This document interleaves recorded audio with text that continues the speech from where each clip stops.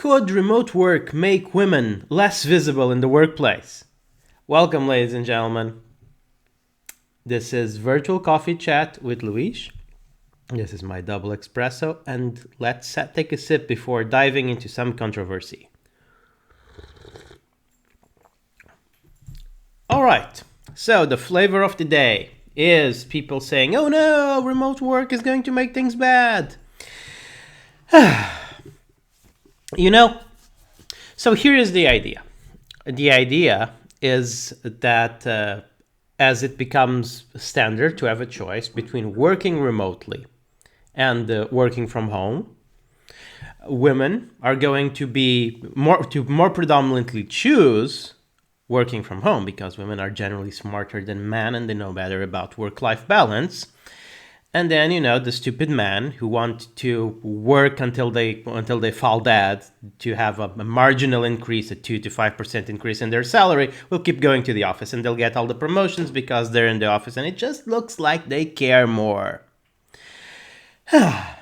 There's so much wrong with this that I don't even know where to begin. Now,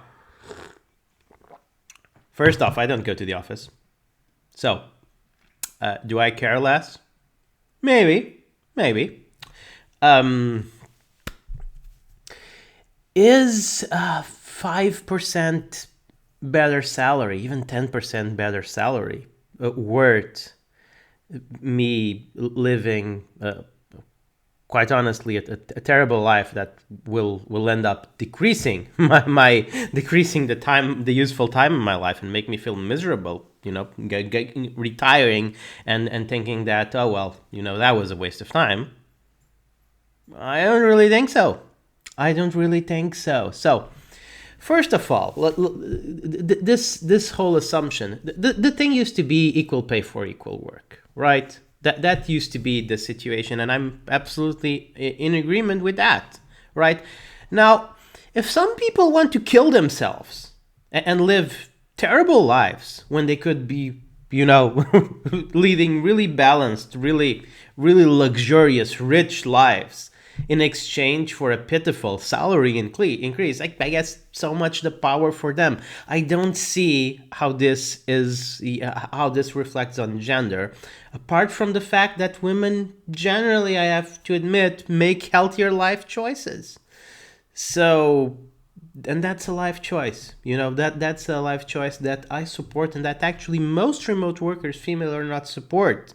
The reality is that the data that we're seeing says that regardless of gender, most people working remotely today would take sometimes as much as a 30% cut in their salary, right, for the privilege of working remote. So is there a problem that being remote work optional, more women take that option and consequently they are paid less? Well, I wouldn't say they're paid less for being women. They're paid less because they choose a remote. Now, do I think that people working remotely should be paid less and should have less career opportunities than someone not working remotely? I don't agree with that, right? A lot of people seem to think that when push comes to shove, they'd rather be paid less and stay remote. I respect that. I agree with that. I don't think that should be necessary. So let's talk about that. Maybe it makes more sense to talk about that. Okay. So the tease is this. If some people are not in the office and other people are in the office, the ones at the office are perceived as caring more for some reason, right? Because as if being in the office makes their work better or make them work more. The productivity samplings seem to suggest that no, that's not the case, that people in the office are actually slightly less productive. But whatever, look, if I see Bob every day at work, and if I only see Sue like 3 times a week, yeah, I can see that I'd be biased to when I need someone to lead a project, right? Bob, just by dint of seeing Bob every day, would probably come to mind first, right? Now, if I manage people based on impulse, that's a pretty bad way to manage, right? at the end of the day, what we need are systems, right? Systems that let me choose the best person for the job. And the amount of time they spend in the office shouldn't be part of those systems, right? I should measure based on productivity, based on previous performance, based on, based on their specialities, based on their strengths and weaknesses, etc., etc., etc. I mean, that's the way to go. So the only way we're going to get rid of this completely is if eventually when we get rid of the office completely. I have to say that, I mean, I work for Tank Remote. Tank Remote is a majority female business. In fact, there are 2 men working at Tank Remote and 8 women. So it's very small. Look, it's a very small business. We're growing, but, starting with a small team and all.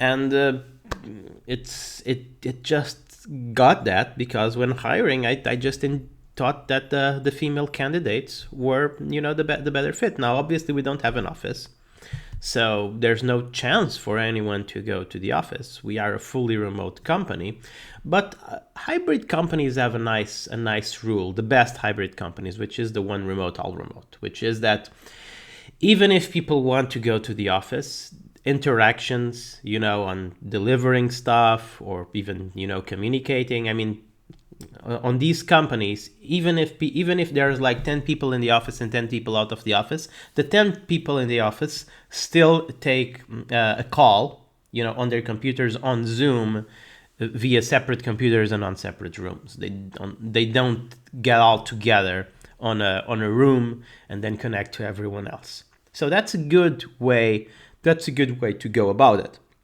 There really is no.